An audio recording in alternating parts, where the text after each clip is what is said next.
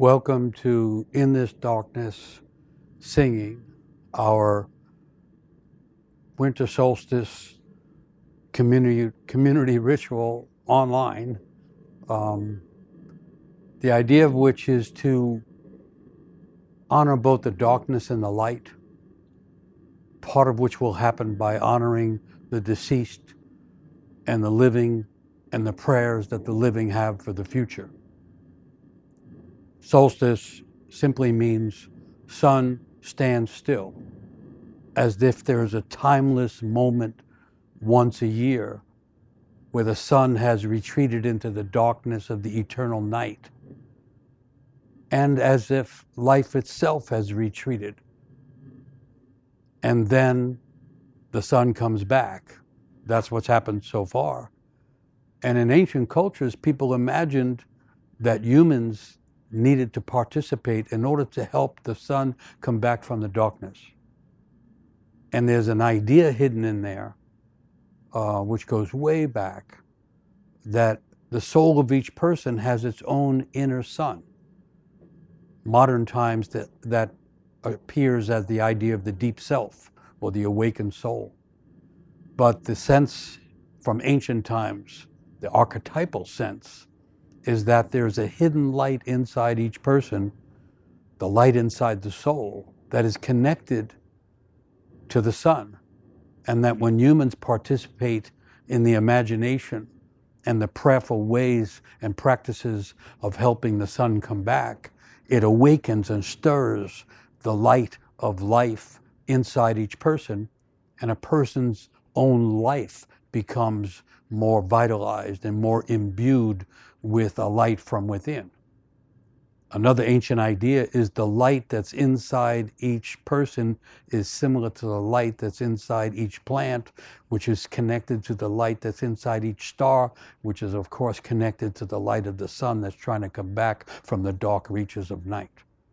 And so solstice was one of the big cosmological, astrological, mythological, maybe the biggest occasion in a way, because of the sense that everything's falling into darkness, and imagination and prayers and caring about life is needed in order to bring the light back.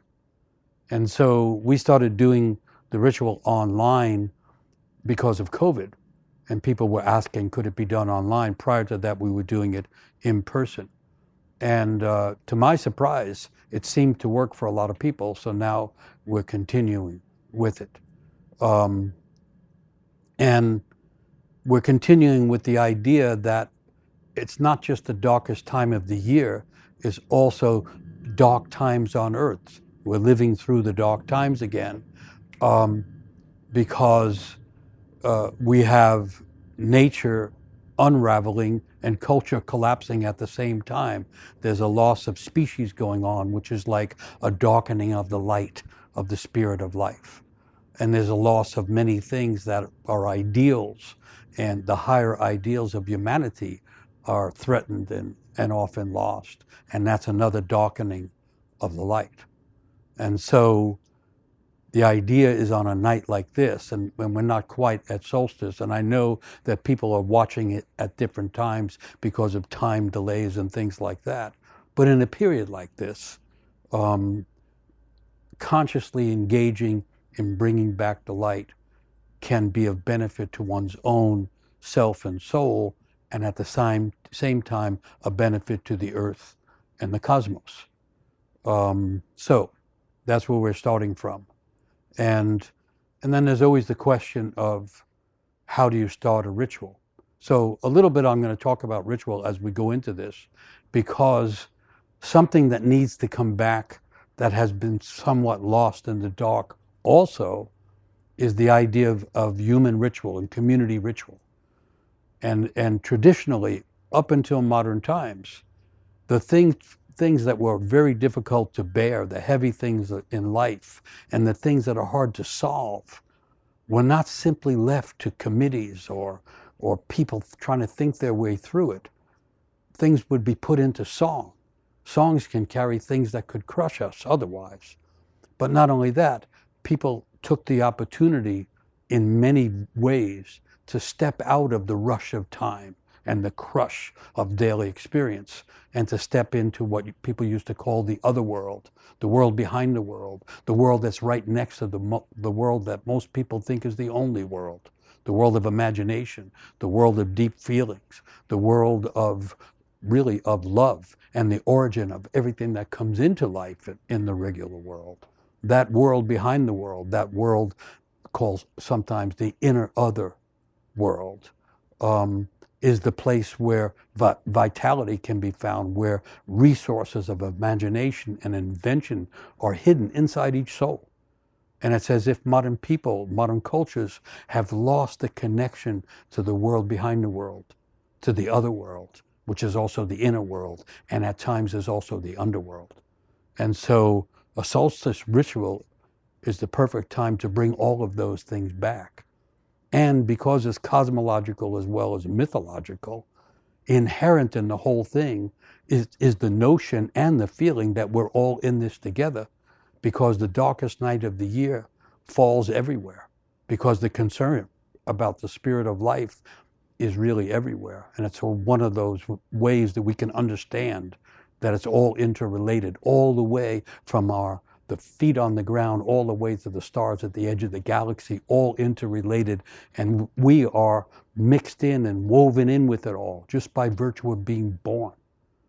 And so cultures traditionally would seek the times and the opportunities to be reborn, just the way the sun is seemingly reborn from the darkness.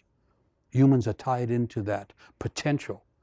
And winter solstice, the darkest time of the year, was when that potential was most needed, and in a strange way, most available.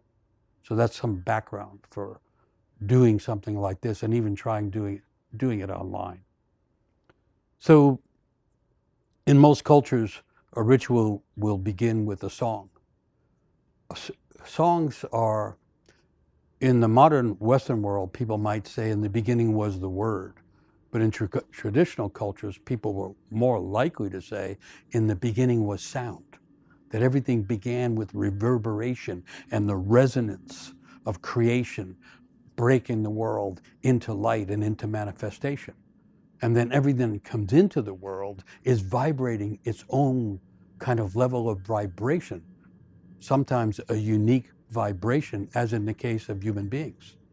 And so creation wasn't something back there that we're far away from. We're actually standing in it, walking with it. We are expressing it ourselves, albeit mostly unconsciously now. And so song was a way to tap back into the original resonance that keeps reverberating as life in the world. And so typically, or often, a ritual would begin with a song. And that's what I want to do. And there's always a question of what song, which song. And the song that has come to mind most often in the last couple of days while we've been building shrines and preparing for ritual here is a song that I got from Malidoma Somé, may his soul rest in peace, of the Dagara tribe in Burkina Faso, West Africa. And it's a call to the ancestors. And that's another aspect of ritual you can find throughout the world. Modern people are in a kind of existential isolation, most thinking that we're all alone out here. Ancient people imagined that we were connected not just with all the living people, not just with all the living beings, but that we continued to be connected to those people who die.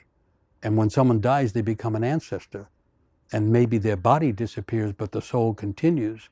And the old idea was that when someone enters the other world and joins the ancestors, they become interested in those who are still living, and they try to send inspiration and dreams, for instance, to those that are struggling with the issues of life like they were when they were once alive. And so people would call on the ancestors from the beginning in order to get a beginning that includes all things, the living and the dead. The song I'm going to sing included the idea of the children and the grandparents coming together, as well as the living and the dead, as well as the male and the female, as well as, in a way, all the beings and nature coming together with humans singing from the depth of their nature. So kind of the background for the song. And it goes like this. Pura samene, pura samene, pura samene wo, pura samene wo, pura mamene, pura mamene, pura mamene wo, pura mamene wo. So pura is praise, many is much. Sa is sire or grandfather or male ancestor. Ma is mother or grandmother or female ancestor. Pura samani, pura mamani. That's all it's saying. We're calling on the female ancestors, the male ancestors, all kinds of ancestors to come and guide us. It's because this is the dark times again. And we could use guidance in order to keep finding the path and finding ways to light the path before us. That reminds me also, winter solstice was a time of divination. Because the light was coming back, the light of inspiration was more available. And so divination practices would go on because the light coming back was like the future arriving also.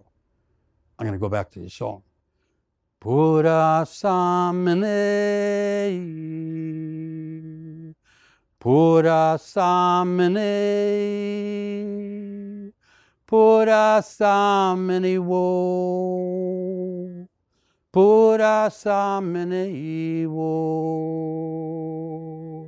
pura mamene, pura mamene, pura mamene wo, pura mamene wo. The first time I sang the song, joined the song that was being sung by Maladoma and other people from the tribe, no one told me that the ritual starts when the song starts. And the song isn't over until the ritual is over.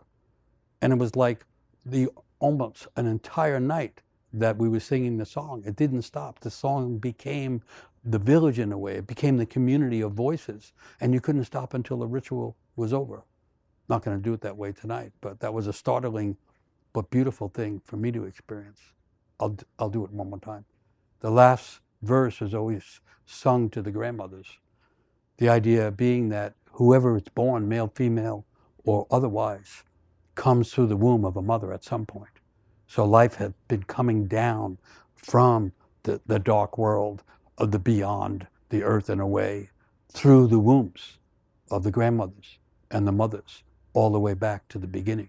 And so at the end of the song, you sing back to the beginning by mentioning the grandmothers. Pura mamene, pura mamene, pura mamene wo, pura mamene wo. So, pura samani, pura mamani. All things come together. A ritual is often aimed at things coming together. And on the way to a ritual, tensions can occur, mistakes can occur. One of the old ideas is if there isn't some chaos at the beginning, the chaos will be in the middle. And so often we find ourselves struggling with chaotic, confusing issues as we're trying to start the ritual. And you find amongst indigenous people, often they let everybody wait outside the ritual space and people get, nervous and bothered. And that's the chaos. Because, interestingly enough, chaos precedes creation. There's a way in which the chaos at the beginning is closer to the origin of life than the bursting of the light from the dark and the creation of the world. And so if you think we're in chaotic times, in a way we're closer to something also trying to begin. And an old idea is that the great imagination of life and the deep intuition of being is always trying to enter the world, but can only enter to those people that are alive at a given time. Another way of saying we're invited to the ritual. What happens to us and what moves our souls can also help move the world. So the function of ritual partly was to generate real community. The word community comes from communitas, a Latin word, which doesn't mean to live near each other. It means that something so deep happens that it pulls everyone together. Communitas. Songs were used to do that. Lighting candles in the dark were used to do that. All kinds of things, and we'll go through some of them tonight. So the purpose of rituals in general really is to be restorative and renewing. And that's also the essence of solstice. And so it's the right time to do rituals, the right time to experiment with ritual. And just to mention, it's not about the moment precisely in astronomy or astrology when the sun starts to come back and the night gets a little bit shorter. Usually ritual periods will be anywhere from 3 to 7 days. And so you can do the ritual anywhere near the exact time. Exact time is an interest of chronology and history. Ritual is interest in timelessness. So you can be off center and out of time, and that might be the right way to be. Also to say the kind of ritual that we're interested in, it never repeats exactly. So it's not a fixed ceremony. It's more like keep trying to find the pulse of life and the breath of life and the kind of touch of imagination. And you might have to do things differently one time to another. And they also say every mistake is a new style. So if people get hung up on perfection and can't make a mistake, they lose the styles that are trying to enter the world when the world needs more creative style. So we're just working with elements of ritual tonight. It's no specific ritual from a tribe or an indigenous group. It's rudiments and basic elements of creative ritual that have been used throughout time around the world. So, all right. So that's kind of the welcoming song and the beginning of the process. And we're going to go through 3 phases of ritual. And the first phase will be a memorial in a sense, remembering of the ancestors. And again, anyone who has died and gone to the other world is an ancestor, no matter how young they are. They become an ancestor. They're part of the old souls and they're part of the ancestral soul on the other side. And some of the ideas about memorial and remembrance are, as long as a person's name is being said, their life is still alive. And so people used to stay connected to the ancestors and in a way feel supported by the ancestors. So we're going to go to an ancestor shrine, and people have been sending in the names of those who have died, mostly during the past year. This started again a couple of years ago with COVID, when people were dying in large numbers, but people couldn't hold funerals. And so we were trying to do at least the remembrance part of the funeral. So we're continuing with that tonight. And you have sent in hundreds and hundreds of names.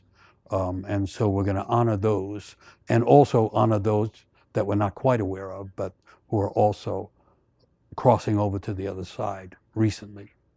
And then after we do that, we'll move to a different shrine, which is a forgiveness shrine. And the idea there is, if we're going to help bring the light back into the world, if we're going to help healing the earth and healing nature, which needs our attention right now, we've already done an amount of damage. If we have the capacity to damage things, we must also have, even if it's hidden, a capacity to heal things. But in order to have access to those capacities, often we have to unburden our hearts.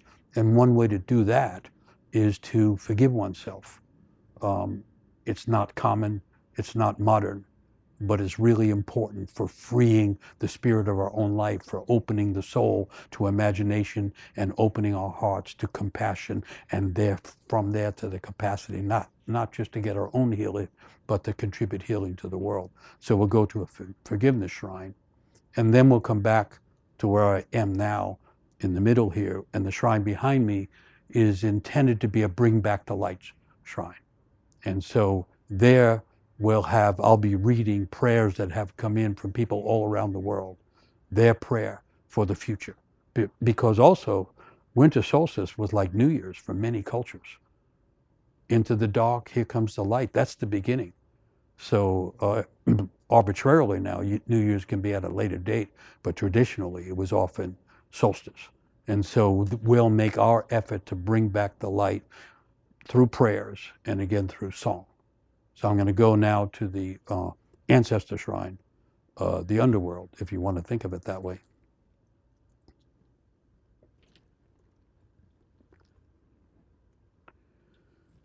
So this is one way to try to manifest the sense of the other world. And it's mostly low, and there's stones.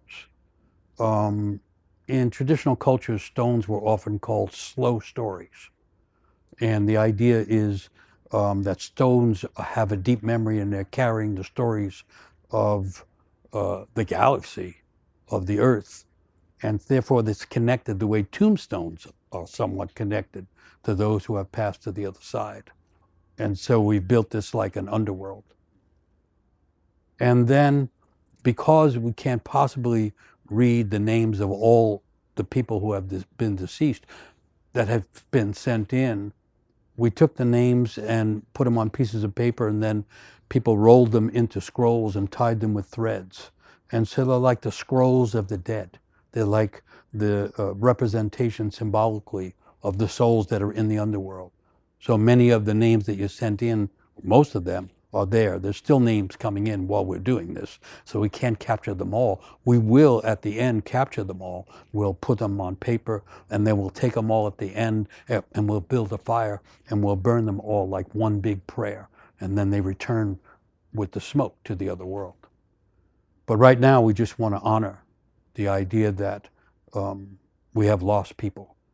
And I'm thinking now of the San people, sometimes called the Bushmen of Africa. Small people, big imaginations and big hearts. And they had this imagination that each soul, when it's born, has an invisible thread that's connected to a star somewhere in the heavens. And when a person dies, that thread snaps and a star falls from the sky, just as the soul falls from life. I love that idea. In other words, something is missing in the world when someone dies. And that's another reason that people would memorialize, because in order to become conscious of what has been lost before going on with the rest of life. And so each person who dies is a new ancestor on the road in the other world. And they used to say there's 3 ways to assist the ancestors, the souls, the newly deceased, because they're trying to move to the other world, an unfamiliar territory. And the 3 ways to assist them were to weep, and the tears coming from people's eyes allowed them to see in the other world. That was one idea. And the other idea was to sing for them, because singing gave them rhythm and gave them pulse in the other world. And then the 3rd way was to pray for them, to make prayers for them, and that gave them courage in the other world. So that's something you find throughout ancient traditions. And so we'll be doing all 3 of those. We've already been doing it for a while. And so you could say prayers and songs and tears open the way in the other world, in the ancestor world, in the underworld. And so I want to use that to start naming, those who we have lost, and then going back and forth between little stories about who's been lost and a song, a different song, a South African song, a funeral song. It's part of a funeral song. And so, all right. I'm just seeing a note. I have a screen I can read from in order to name the people and tell the stories. But I see a new note that hundreds of names are being shared right now from people all around the world. The names are coming in now. It moves me to say it. Some people say funeral was the original ritual, that when people realized death was part of life, they began doing ritual. No one can prove that, but it has in it that idea, the grain of that idea is that death produces life. It produces imagination and so on. The only thing as big as life is death. Those are the two, the opening door and the closing door of every story. And so when a culture stops doing funeral in a creative way, it's as if the dead are left wandering, not sure how to be, where to go. And then that causes the living to be lost in their own way. And so this is not just a remembering of the dead, it's a remembering of the connection between life and death. There's an African proverb that says, when death finds you, let it find you alive. In other words, being interested in death isn't morbid. The knowledge of death makes life more obviously important and valuable. So in doing funerals, people became more connected to life, not overwhelmed with death. So I want to start with mentioning Malidoma Somé again, who is a great soul and an old friend, and from whom I got many songs, and with whom I had many conversations and experiments regarding and with ritual. And so he's a great old soul who has passed on, and I can't help but think of him once we start to do ritual.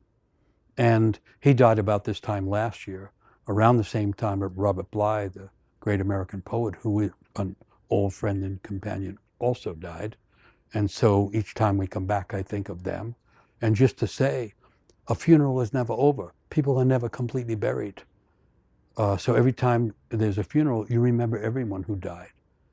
And this year, last year, those two beloved people died. And this year, around the same time, our old friend Anthony Crispino, who was a great helper and a kind of natural servant. And he helped both Robert Bly and Malidoma and myself many, many, many times. He was a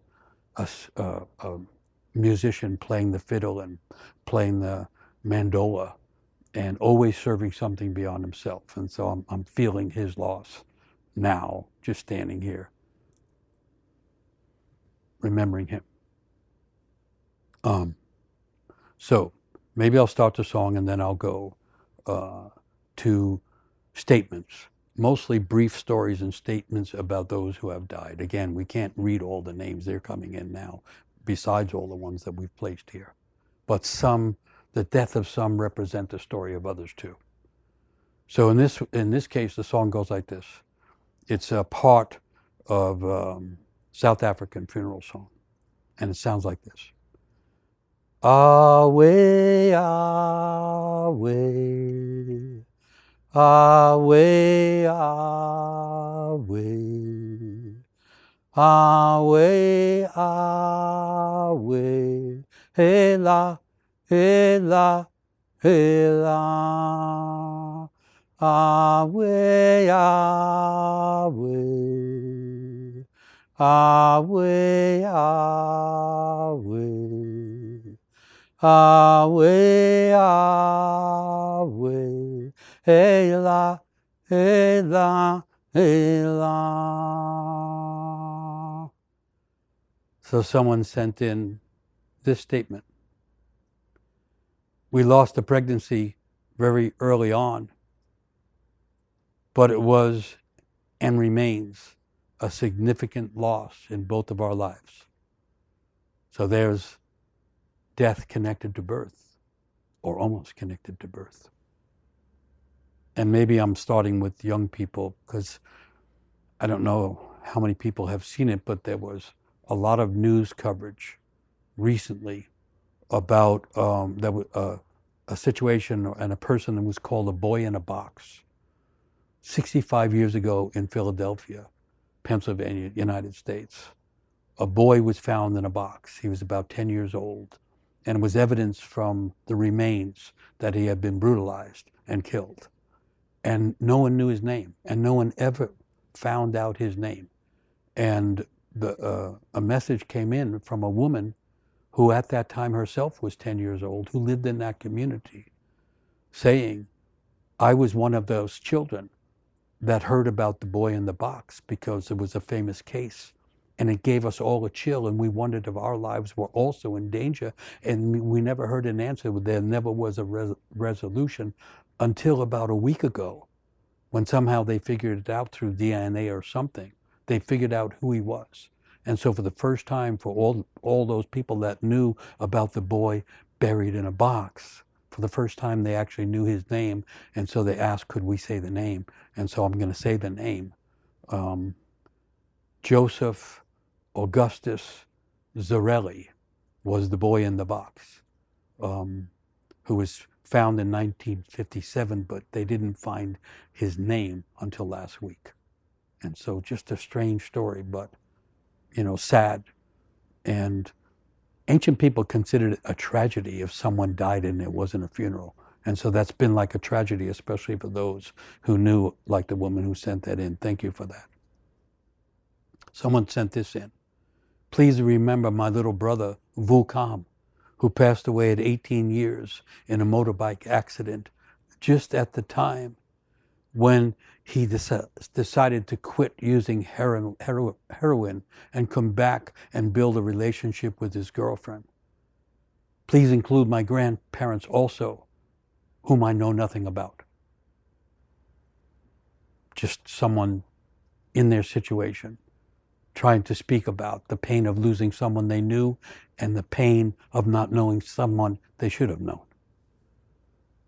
Continuing that with that mode. Please remember my lost son, Micah, who took his own life at age 19. I miss him every day, especially this time of year. His absence becomes like an ache. There's an empty space in our lives forever that Micah was intended to fulfill. There's an empty chair at our table, and there's a void that will never be filled. Tears come easily when I think of it. Regrets and guilt come as well. Sorrows and shame also. I miss him so much. It's like a constant piercing. You know, the pain of a parent losing a child, it is a piercing, as if someone has gone through an initiation and been pierced and been marked.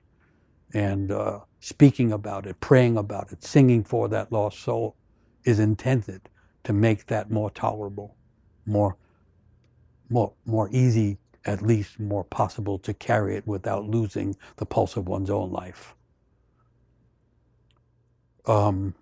So we have many more scrolls and many that will scroll later. So I'm going to add some, each time I sing, I'm going to add some scrolls to the shrine. So we're back to the song. Away, away, away, away,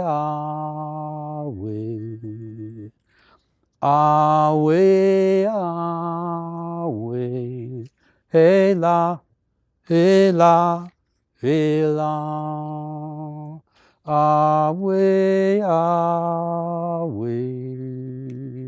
away, away,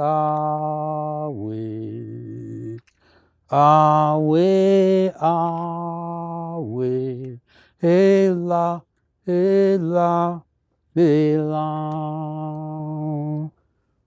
Also showing one way to memorialize. Were we all able to be together, it would be all the voices singing Awe, Awe. And then every once in a while we'd stop and hum the same song. And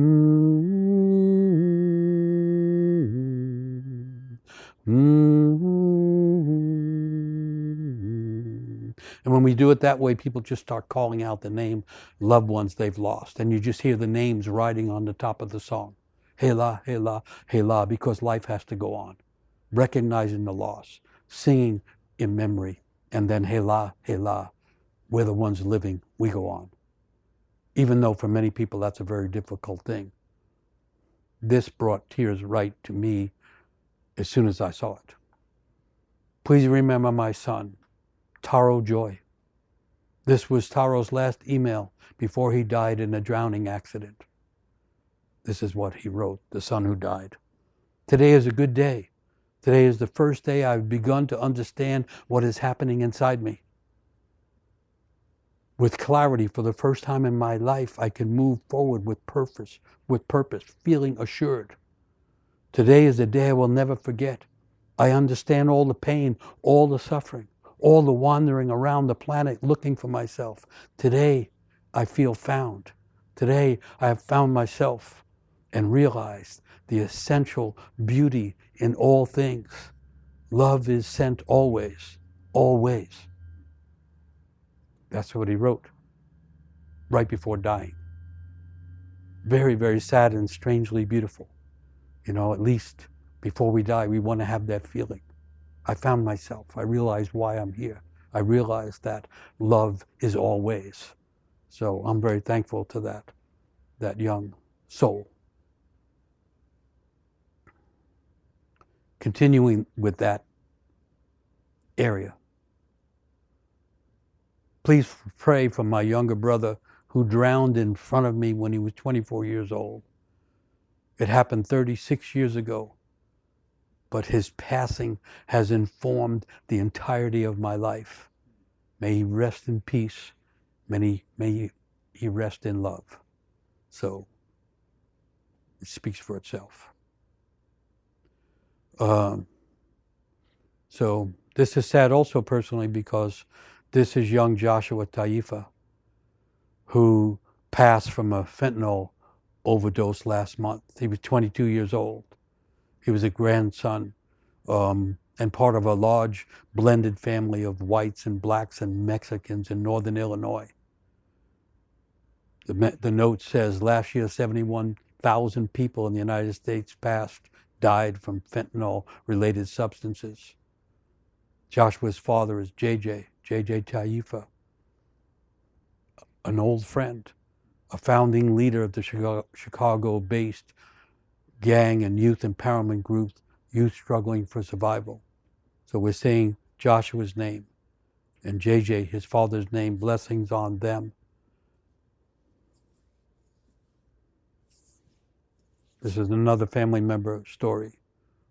Please pray for Terrell James Hood, my older brother, who died in April 2021 at 76 years of age.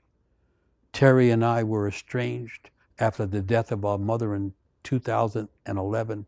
He lived only 2 blocks away from me. It took me 4 years to process the anger and guilt I felt and in order to find some peace within myself. And that had to include accepting that we would not have a meaningful relationship, but that I could still love him. So there's someone saying that they lived 2 blocks away from their brother, and the fate of the family, the pain in the family, made it so that they could not even relate to each other, even though they were so close, they were so far apart. And I can't help but think if there were meaningful funeral processes and rituals, some of that distance could be broken. You know, often death drives people apart when death used to bring people together. Please mention my dear Ukrainian American mother, Ina Sukalo Fendia, who died this spring at 102 years old, and who I miss every day when I contemplate the beautiful fierceness of nature and her fierceness, and remember that they were dedicated to each other in a partnership until she died. Someone remembering a fierce mother like nature. Maybe we'll sing for them. Away, away, away, away, away, away, ela, ela, ela, away, away, away, away, Awe, awe, hela, hela, hela. So part of the idea is join the song if you can. Don't worry about mistakes. The idea is lending our voice to the song and the rhythm of life, to the remembrance of those who have passed, and to the opening of our own hearts.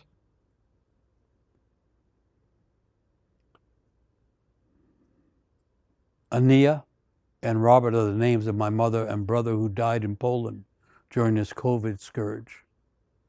My dearest mother and brother, forgive me for not being with you in your dying and for not being at your funeral.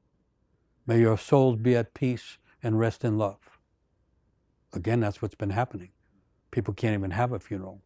And at the same time, many people don't know how to have a funeral. Please send prayers for my friend Anna, who stopped eating at Thanksgiving and surrendered into dying. Jeez. So there's a reverse Thanksgiving, or she saw it as the opportunity to go the other way. Please pray for Doug Meade, my beautiful cousin, who is a maker of wheelchairs for injured athletes. Everything he did from his heart of gold. Just beautiful what a person does with their life and how it helps other people. Alvaro was my father, a freedom fighter and a believer of self-determination for all African nations, a son of Bengula, a wanderer and a ghost from the world of intrigue, the intrigue of post-colonial politics. He found himself in prison. His dreams and ideas still wander and dance like leaves in the wind. I'm letting go of what I think I know of you, Alvaro. I'm inviting in whatever legacy might come from your spirit in the other world. Someone knows how to pray. Please send prayers to Wally Ali Meyer, who passed on Thanksgiving Day in San Francisco. He was a well-loved Sufi teacher, a guide and friend to many around the world, and he will continue to live and guide us whenever we sing, whenever we dance, whenever we pray together.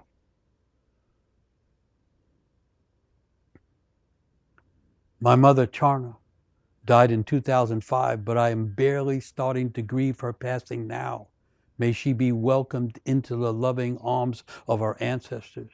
Thank you, Mom. I love you. Forgive me. Please forgive me. I forgive you. Please forgive me. You are right about so many things. I can see that now. I'm so sorry you suffered alone for so long. I get it now. I get it myself. May we be free from suffering. May all beings be free from that kind of isolation and suffering. Awe, awe, awe, awe, awe, awe,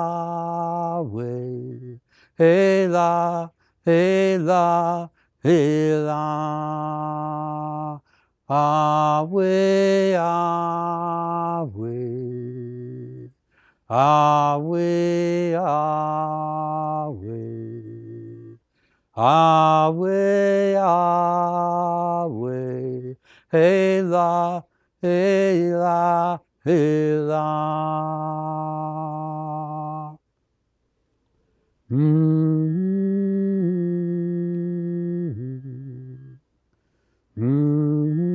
I'm going to move over to the forgiveness shrine.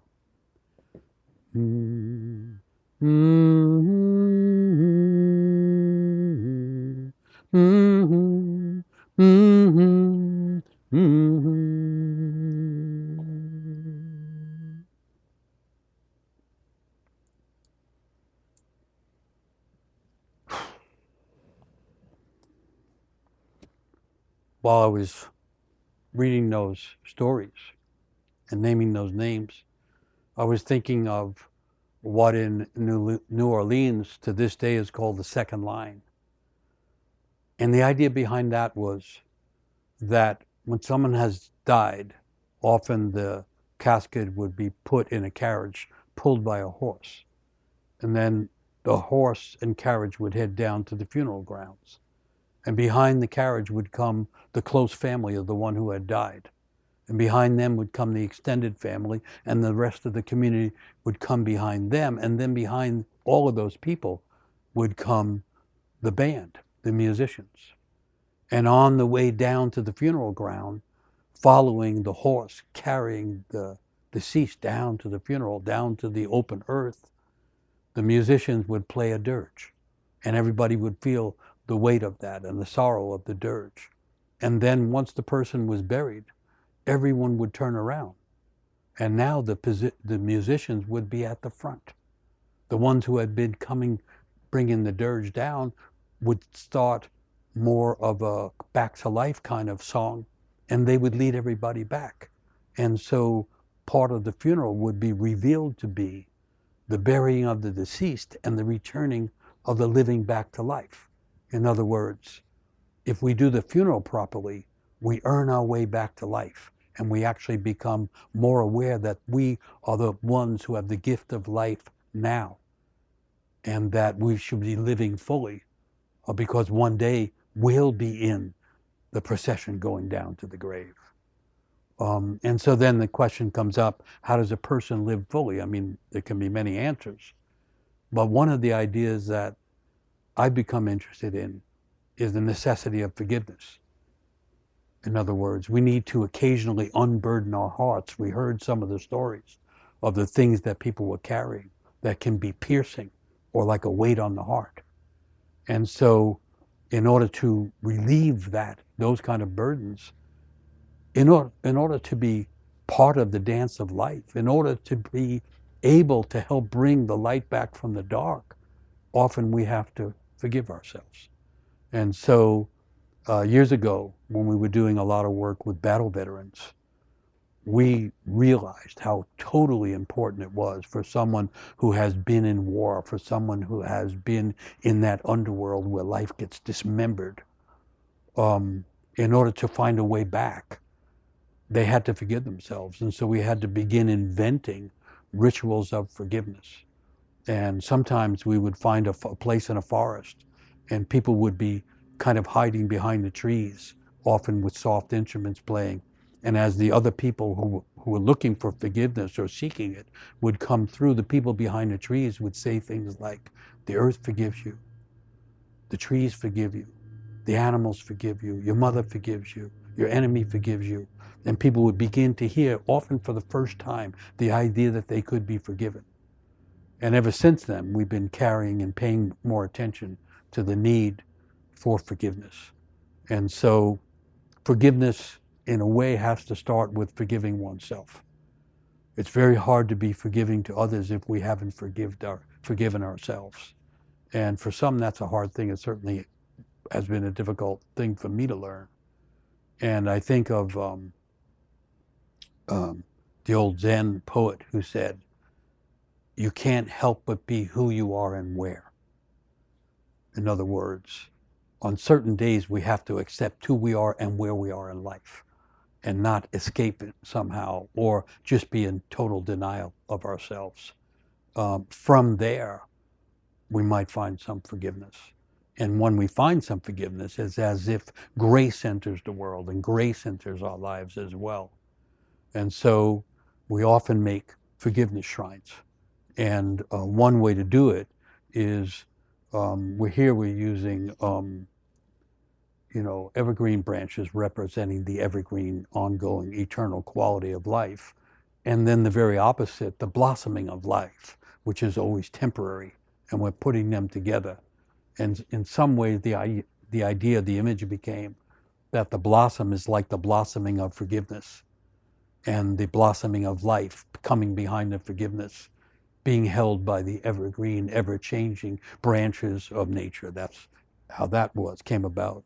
And then the statue is Kuan Yin, the Chinese goddess of mercy and forgiveness. Often the sense of forgiveness comes from the feminine part of life. And Kuan Yin is one of the greatest, oldest images of that. And so we've just taken an old statue of her and put her there and framed her, and below her is water.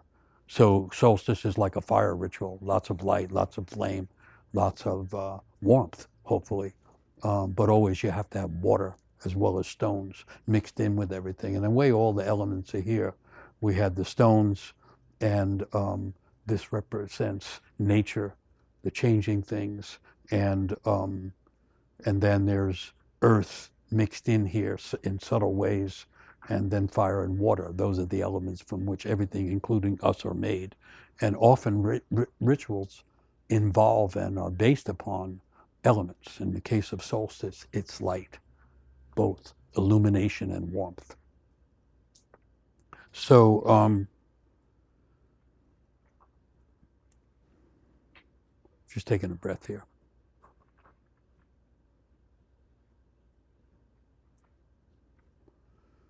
So I think what I'll do is read some of these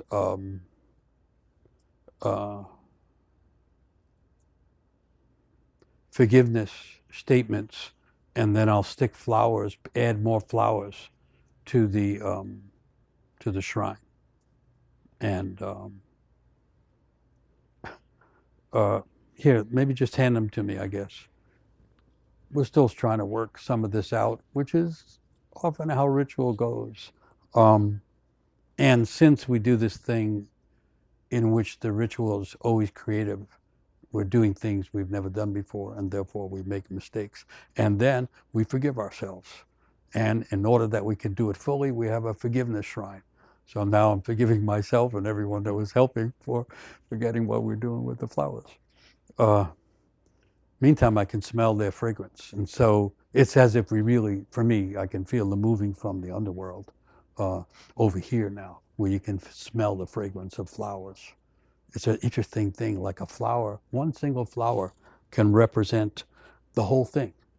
Because once the stem was rooted in the earth and connected to the whole earth. And so a flower is a really powerful thing. All right, I'm also seeing another message, and it's perfectly fine to keep sending messages through the monitor. Here we are in the modern world. There's a couple of ways we know we're all interconnected. One of them is COVID proved that to everyone. But another is we're connected through this World Wide Web, which is a kind of an imitation of the original web of life. And so I can see a message coming in here saying, so many names and prayers continue to pour in from all over the world that there are hundreds and hundreds of people joining and sending their prayers and their voices while we're doing it. And everyone helping out here is being moved by the fact that we're moving our way through this, and people in the world are still sending in, trying to get connected, each to all of ourselves. Hopefully, each of us to some forgiveness. In order to really grow the soul, in order to become a more full version of ourselves, we have to sometimes forgive ourselves. So I'm going to read forgiveness things and place flowers representing that. And part of the idea is, you can do this too. You just need some flowers. Even one flower can be used. And it's a brilliant old idea. I remember working with Malidoma, and we were creating this ritual. And we wanted people to speak about themselves, but so that the ancestors would hear it. And so we picked up a plant and said, in Africa, this plant is like a microphone. Only it's a microphone. When you speak into it, the message goes to the ancestors in the other world. So these flowers are like microphones. And they're like microphones going to Kuan Yin and all the deities of forgiveness and mercy. And so if we can speak and ask for our forgiveness, it might be heard by, caring, merciful energies bigger than us that can help us accept our mistakes and the harms that we've done to other people, which is inevitable. So I'm going to speak into the flower microphones. I really want to forgive my ex-husband for walking out of our 26-year-old marriage I need to forgive him so that I can heal.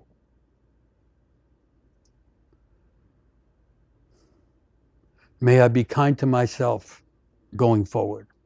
May I forgive myself in the same way I would forgive a friend or a loved one who asked for my forgiveness. May I forgive myself that way. So there's a flower for that. We're using white flowers because of the sense of purity, and that nature is a way that we can cleanse our soul. One of the basic kinds of ritual is puja in India. And the idea is that you cleanse yourself, you cleanse your soul, you cleanse the area where you're going to make the shrine. And not out of Puritanism, not that way, but out of ritual gesture in making oneself pure, in finding cleansing things, the weight of the soul.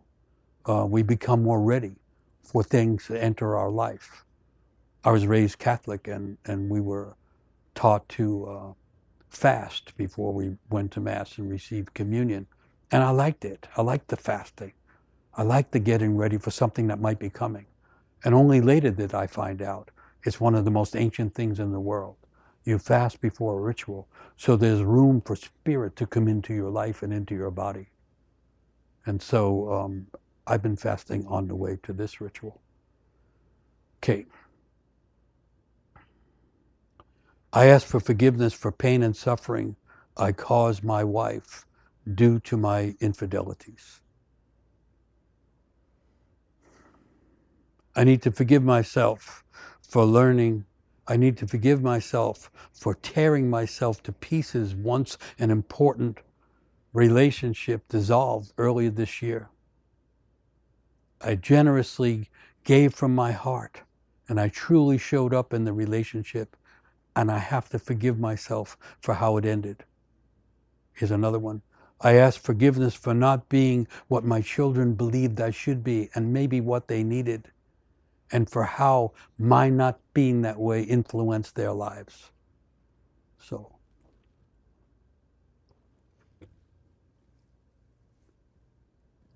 parents have to forgive children, children have to forgive parents. If there isn't a way to do it, everybody's just carrying those things. That can be like a toxicity inside each of us. And that can be certainly a burden on the heart. The flowers are having relationships here. They won't let go of each other.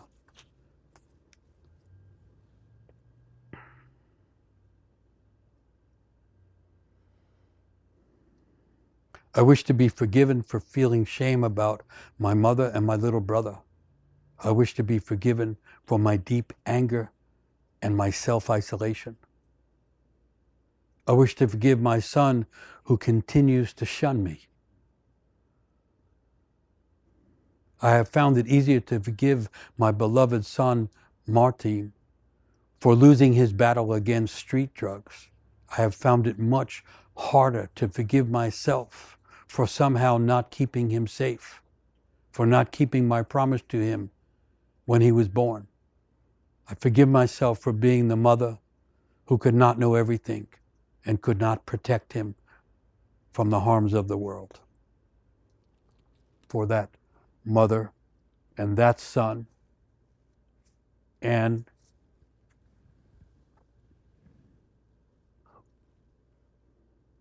for that mother and that son, and through them, all mothers and children maybe. I mean, in a way, what we're doing represents, one thing represents many other things.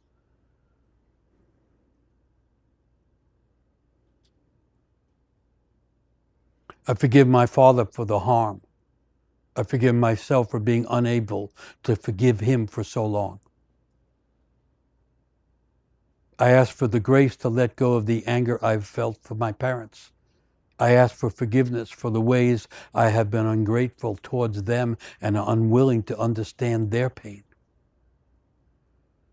Message saying, as we're doing this, as we're speaking through the flowers to Kuan Yin and the other merciful beings in the other world, forgiveness prayers are pouring in one after the other online.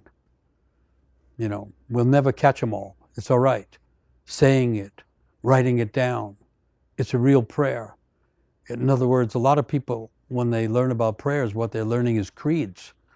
Really, prayers are things that just come, the words from the heart. Prayers are a creative form, and we use our own language. And according to the old knowers, according to the ancestors, our words get heard when they come from our own heart. And according to Malidoma, they get heard when we speak them into flowers. So I'm asking or encouraging you to try it out. Again, it's not about being perfect. All those ideas of being perfect, I guess we should forgive the people that told us to be perfect. But we never can be perfect. All we can do is be alive.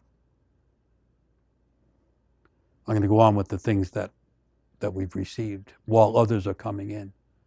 I wish to forgive my mothers, the one who could not keep me and the one who raised me.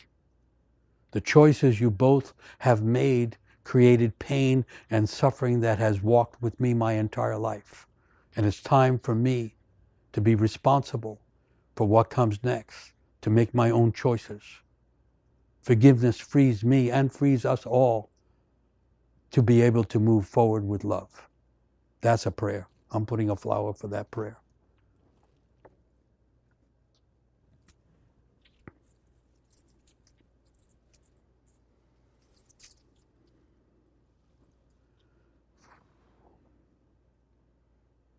It still hurts that my father never acknowledged my existence to anyone in his family, despite being in regular contact with me after my mother died. I have come to a place in my heart where I can forgive him for the lack of relationship and for the absence of love and the lack of all affection. You can feel that, the daughter that was not acknowledged.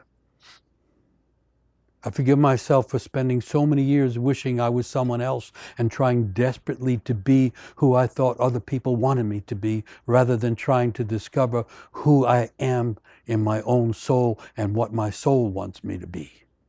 I want to put a flower for those.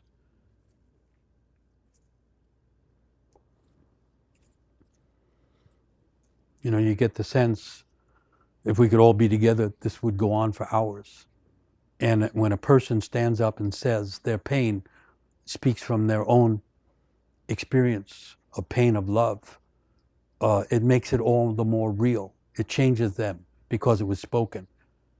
In old traditions, the prayer isn't said quietly, it's spoken out. And so I'm going to keep speaking prayers that have been sent in.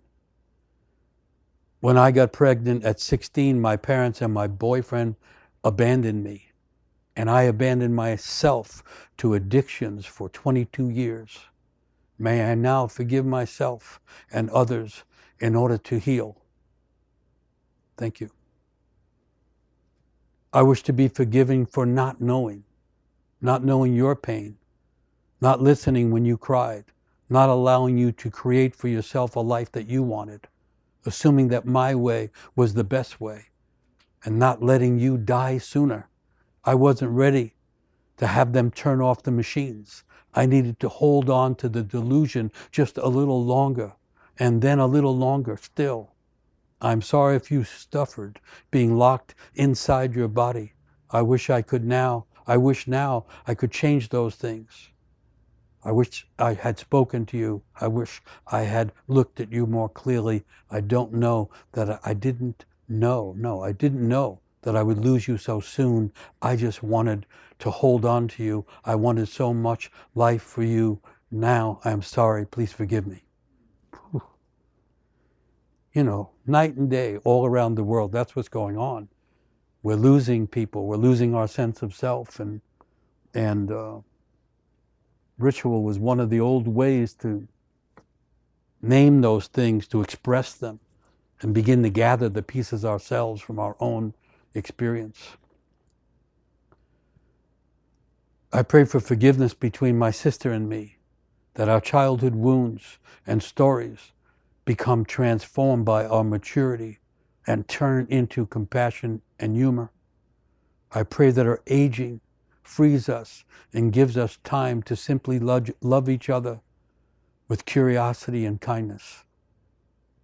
Again, estrangement between siblings, and things have to be forgiven.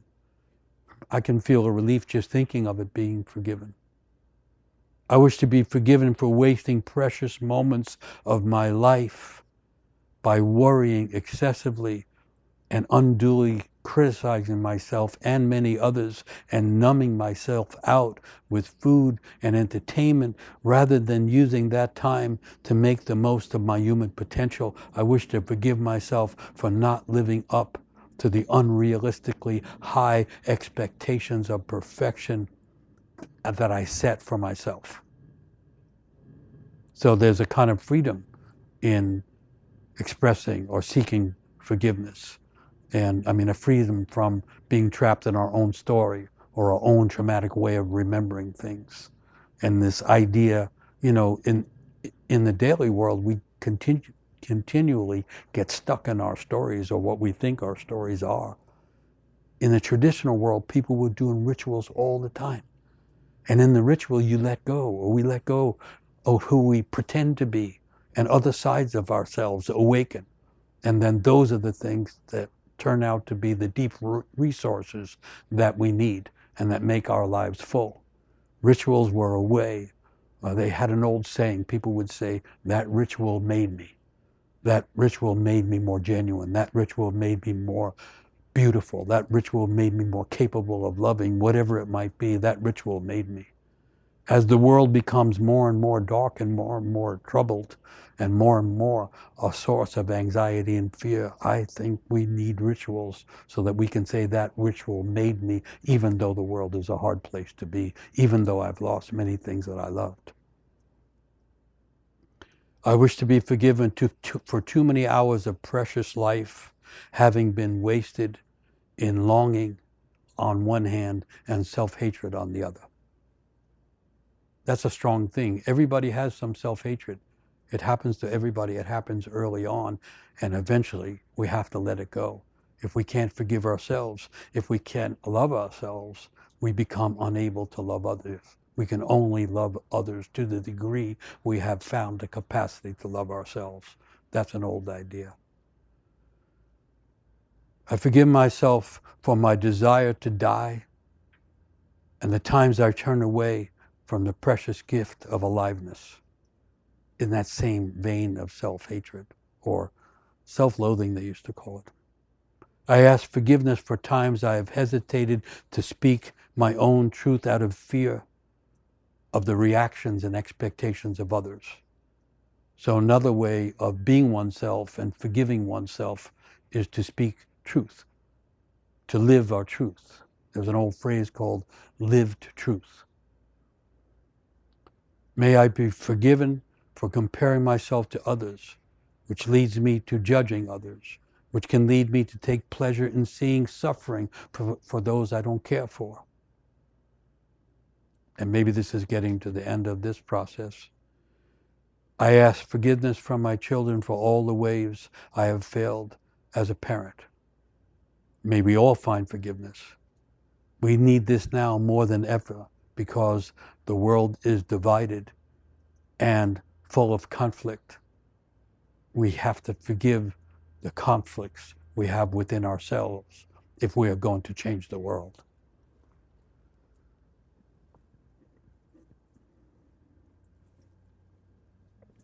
So that's the sum of the forgiveness statements. And I know people have many other ways to think about it and many other ways to say it, to state it. And you don't do it one time, you can do it over and over again. And I'm seeing another note saying, still many forgiveness statements coming in, people asking for forgiveness, those forgiving others. Why not? We're going to live in the hard times for a while now. It's not going to be over soon. These are the dark times. And so in order to be able to contribute something meaningful to changes in the world, we have to become more whole. In order to become more whole, we have to forgive ourselves for mistakes.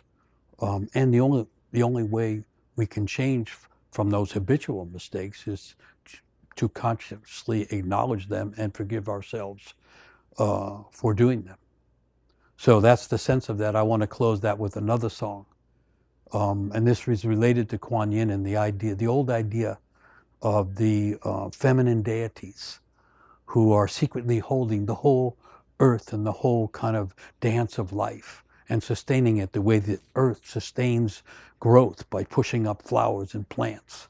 And so another way that people would relieve themselves of the burdens of the heart is to put the burdens into songs, and in particular into songs that had to do with the divine feminine.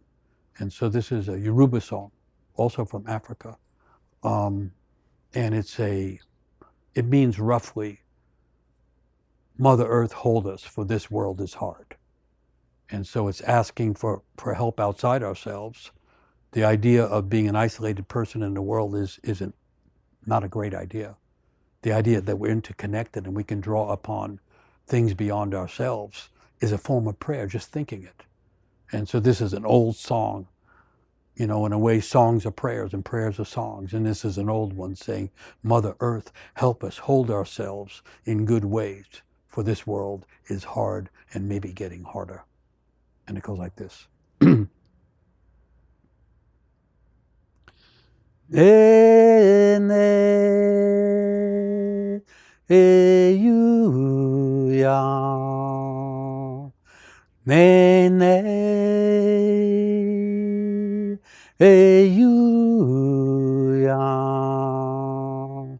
Aye yo, aye le, aye yo, aye shoru, ne ne you ya, ne ne you ya, aye yo, aye le, aye yo, aye shoru, aye shoru. Nene. Mother Earth, hold us, for this world is hard. So I'm going to now move to the center shrine where we started, and that's the shrine for bringing back the light. And so the idea there is that each prayer for the future becomes a candle. Each candle is like the flickering of our prayer in the night of the world. And that's the way we bring light back. So I'm moving over to here. So I see that they've added candles. So people that are helping here, I'm here with a group of great helpers who are stealthily working in the background, adding candles to the shrines. And so here the idea that we're down to the idea of bringing back the light. And you can bring back the light. The traditions go back to a single candle or a great bonfire. All kinds of ways have been created and invented in order to assist the sun to come back. And I'll repeat, the old idea is that there's an internal sun in each person, and that we can assist the sun because we're connected to the sun. Could someone rotate that monitor a little bit, please? Just thank you. All right. So, new song, new shrine, new movement. I hope it's making sense for people. We began in the underworld, remembering the ancestors, those who have passed, naming some of them, telling some of their stories, but using that to represent all of the losses that we have. And that's maybe the oldest ritual. I'm not sure, but some people say it is. And then we went to forgiveness, and the forgiveness is a step on the way to having a greater life, for expanding one's soul, for living more fully. And I know the world is full of anxieties and fears and all kinds of disturbances. We're in the world upside down now, and no one knows. And the future of the world is in great doubt. You know, usually religion and science don't agree on things. They both agree now that the future in the world, the end might be closer. Now, mythologically, the world can't come to an end. I'll just offer that as an antidote. In mythological terms, the world ends and it begins again. Just the way the sun reaches the darkest point and comes back. There's a whole sense of creation wrapped up into the idea of solstice. And so when we're making prayers, when we're singing, we're making a fire, when we're doing whatever ritual we can create to bring back the light, we're also awakening something in our own soul, something that's ancestral, something that connects us all the way back to the beginning. And that feeling is intended to diminish the sense of isolation and increase the sense that we have something to contribute to the world that needs healing at so many levels. And for me, I don't imagine that there's a single idea that's going to save the world, or a new religion, or an ideology, or a belief system, or a committee. What changes things changes from the soul of the individual to the world. Change the individual soul, the world changes. Not to be pretentious, it's just the way it is. The light of one's soul, when it grows bigger, adds light to the world. And that was manifested in cultures all around the world, specifically at winter solstice. So I'm going to sing the new song to get us into this new place, and then read prayers. And I cannot in any way read all the prayers. We would be here probably for days. So many prayers have been coming in. And it should be that way. This is a time to pray. And again, praying has nothing to do with religions and so on. Not really, doesn't have to. There's an old saying, anytime we're thinking of something greater than ourselves, we're praying. So that means we should be praying a lot. And right now we know we have to be thinking about praying for the earth, because the earth is in danger. Climate crisis, global warming, loss of species, collapse of ecosystems. That's part of our lives now. And because of connections, internet and all, everybody knows, or everybody could know if they weren't denying. And we're the ones living at this time. So it becomes part of our story. And it also can become part of our assisting the healing of nature and the earth and our own inner nature. So this is a song I got from Malidoma Somé. It's a Dagara song from Burkina Faso. And it's a song of the Earth Keepers. And it's a song easy to learn. It only has one word. The word is Azima. The meaning is gratitude to the earth. Thanks for the gift of life. May life prosper. May the earth grow stronger. May we be part of that growth. Some things like that. And it sounds like this. Azima wo we, Azima wo, Azima wo, Azima wo, Azima wo. Try singing along. And remember, every mistake is a new style. Everyone's voice is needed. You don't have to have rhythm be in tune or hit the notes right or even say the word right. It's our breath adding to the breath of life that matters. Azima wo we, Azima wo, Azima wo, Azima wo, Azima wo, Azima wo we, Azima wo, Azima wo. Azimawo, Azimawo. And so here comes the prayers. I want to pray for the Ukrainian people fighting for all our rights to be, who face a winter without power, without heat, without water, without shelter. Thank you. It's kind of a theme here for a bit. May we find blessings even in the moments of joy and grief that we have.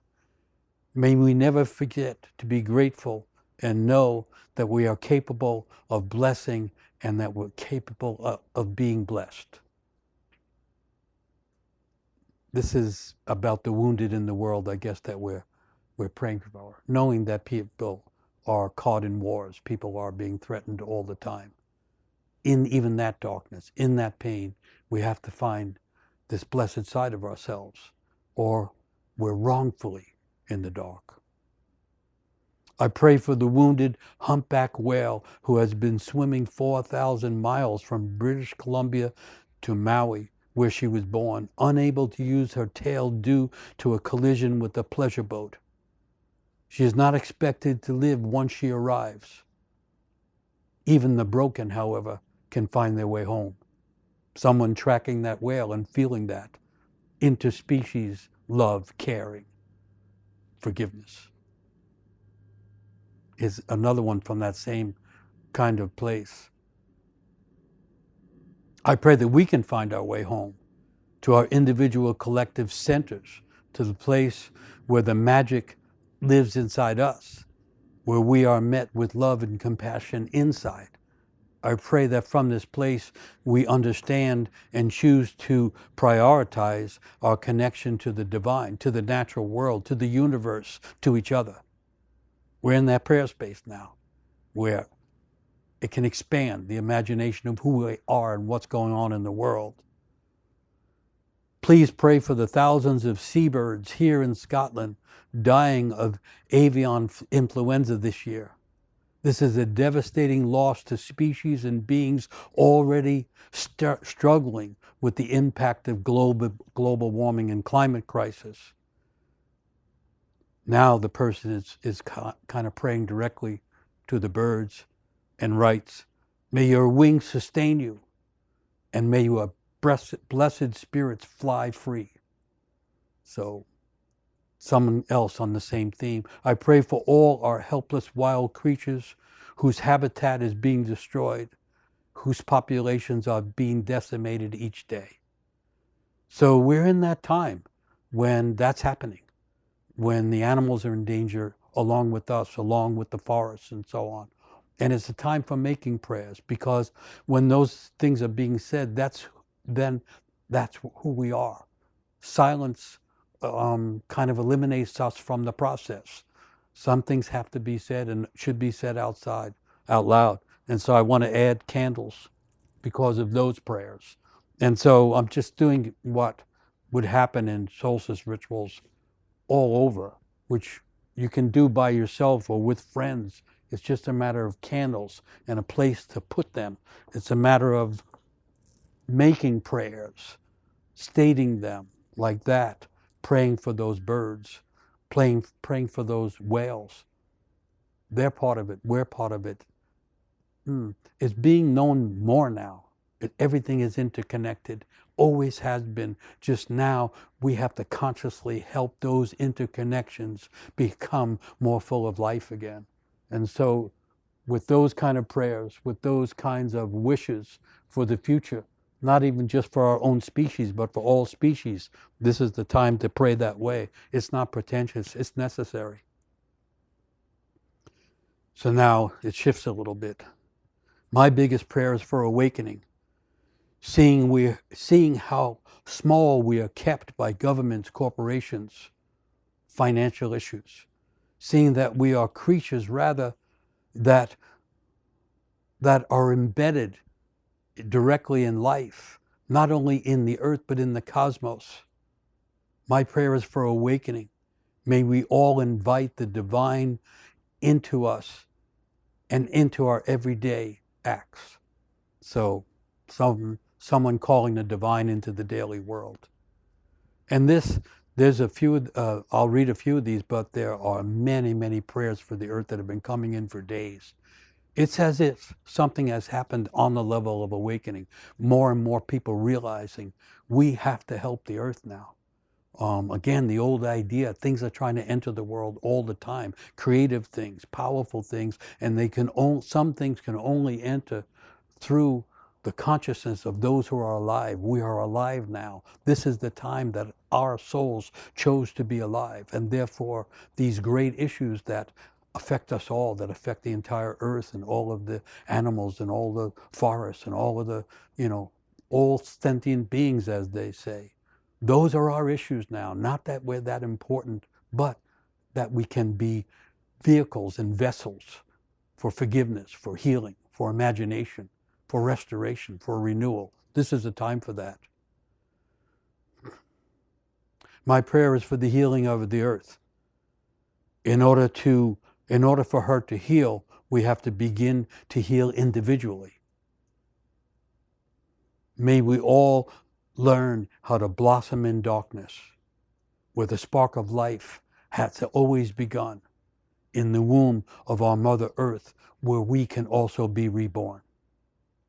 And as I'm saying this now, I'm reading the message coming in. Now prayers are coming in online from all kinds of people from all kinds of places, praying for the earth, praying for life on earth, praying for a future that could be different from the past, praying for the light of life to come back into us, into the world. I pray for those leaving their homes in search of safety, that they may be protected. I pray for my trans and non-binary kin, that we may have safety and love wherever we go. So that's someone saying we have to include everybody. There's no place for the idea that people aren't all secretly united. This is not the time for that. Those things that have caused people to be in isolation, to be caught in violence, to be rejected. If there's going to be a next world, it has to be an open invitation to everyone. Each person is unique. That's the old idea. Each soul is unique. And it's not up to us to judge the nature of other people.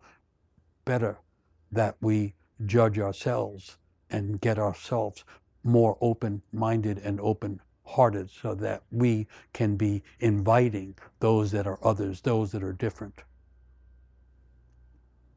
So for that idea of not excluding, of not judging in a way that takes humanity away from others, we'll add some candles.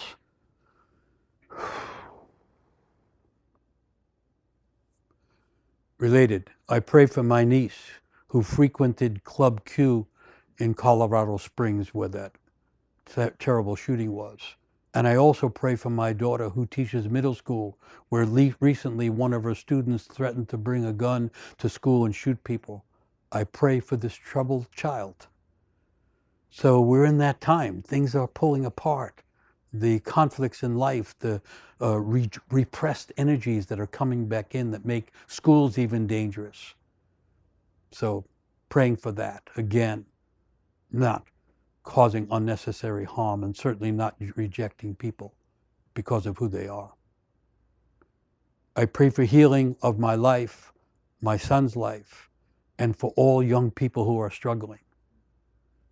I pray for all families that have lost loved ones to addiction, and I pray for those still involved in the struggles of addiction, and hope to help them find a path through life. So for those that are struggling with addictions, and we know the number and types of addictions have increased because the world has become such a place of great anguish and great weight, and people seek solace in addictions. I send a prayer for myself and for everyone else who is experiencing loneliness and hopelessness and grief. May we all find some hope and find the presence of something connected to the eternal. May we also learn to turn towards one another and gather strength from our shared experiences. From there, I pray for our human family. May we come together in love and truth. May we allow our true nature to be one with all of nature. May we find ways to unfold our lives into a future that is just for all beings. I have to put a candle for that prayer.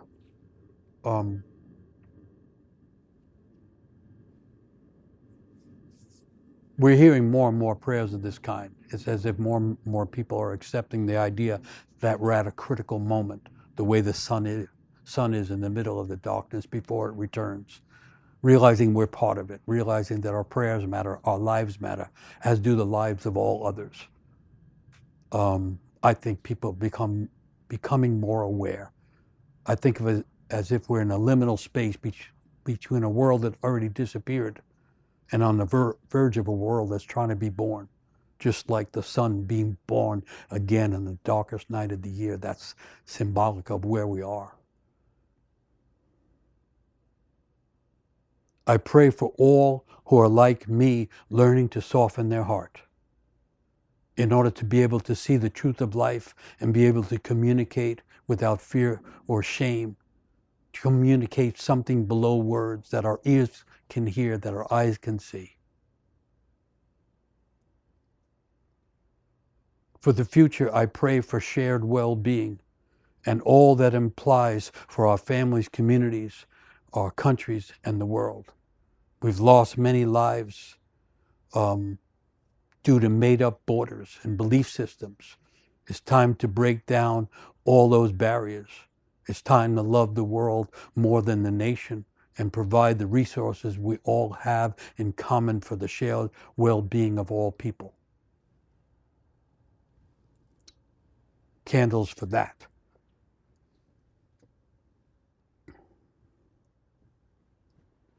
So I'm encouraging you to write your own prayers, write a lot of them. Praying can be the best thing to do when uncertainty is intensifying. What's that old saying? It's an old poetic idea. Making beauty gives us a place to stand. That's what we're doing with shrines, is making beauty. That's what people are doing with prayers, making beauty in the moment. And that gives us a place to stand, not simply as isolated individuals, but stand with our feet pressing on the earth that is alive and trying to give us energy, but also standing as we are on winter solstice time, standing in alignment with the sun, in alignment with the stars. We inherit that capacity and that need. Okay. This is just someone sent this one line in. I pray for those who have no one to pray for them. So that's a beautiful thing to feel and to say and to write. And someone wrote this. I pray for a new human life coming through my body. And then speaking as if for this potential life coming in. Please know how welcome and loved you will be and how grateful we will be to behold you and to hold you. People imagining giving birth. I know people nowadays say maybe we shouldn't do that, but others are saying, no, we welcome the new life coming. And then these are just coming in. I want to pray for my schoolmate and friend, Reggie. He's in the hospital in critical condition with a brain infection. He is not expected to make it. I pray for him. And I pray for him that it is his time to make, a smooth transition to the next world. Seems like a young person losing a friend. And another one, immediate thing. I offer prayer for my father-in-law, James Rollins. He had a heart attack a week ago and needs surgery, but the hospitals for 200 miles around are full, and he is waiting for a bed. So please send prayers that he can pull through until then, until there's an empty bed and healing for him.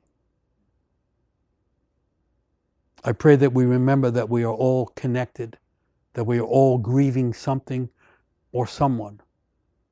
So be gentle to each other, for we all have losses. We all have need for healing. We all have need for each other. So, you know, for everyone in hospitals, for everyone who can't get into a hospital the way it goes these days. And I'm going back to praying for the ones no one is praying for. You know, I'm standing here.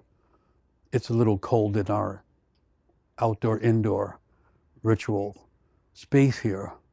But I know there are people homeless and laying in the darkness and feeling the cold all the way through to the bones and not knowing. There are many people not knowing where the next meal is coming from, not knowing if they'll survive this night or this season.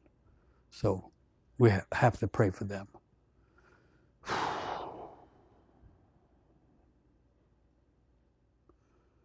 So I think we're getting to the close of this, because here's some kind of closing style. I pray that as the sun has one of its highest gravitational pulls at this time, may our prayers have the same gravitational pull, bringing our love, our inner vibrations, and our best intentions for healing all together as one. That's someone making a cosmic prayer. Beautiful. I pray that we all find the courage and compassion to meet the coming changes and find the creativity necessary and needed to generate beautiful and meaningful possibilities. I pray for the well-being and deliverance of the animals and plants, of the oceans and human communities. May we find ourselves reunited as a great family, having a reunion, sitting at the round table of the planet. May we feast and commune with the Spirit again. May we honor the force of life and recognize the presence of divinity in all of its manifestations. May we join all the opposites within our own hearts and find solace and love and beauty and peace in a soulful unity. That's a poem for all of our unity. Yeah, you know, sometimes we just have to say it and try and include everyone in it. So, more prayers are coming in. But I thought I would end with a poem or two. This is Hafez, that great old imaginative spirit. He wrote this. I have come into the world to see this. The swords drop from men's hands, even at the top of the arc of their anger, because we have finally realized that there is just one body that we can wound. That's a poetic way of saying we are all the same body. It's not a factual, literal thing. It's a metaphorical thing. And now we need metaphors, because metaphor means to carry beyond. We have to carry and help carry each other beyond the world that has been torn and cut with so many swords of anger and vengeance. So, Hafez again. Understand this. In the ledger of this world, each of us is already marked eternal. Each of us already carries that brand inside. You may refuse and avoid that idea, that title now, but on the final day, it will be revealed in you.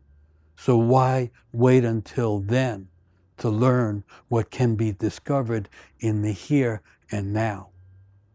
So he's saying that eventually we have to discover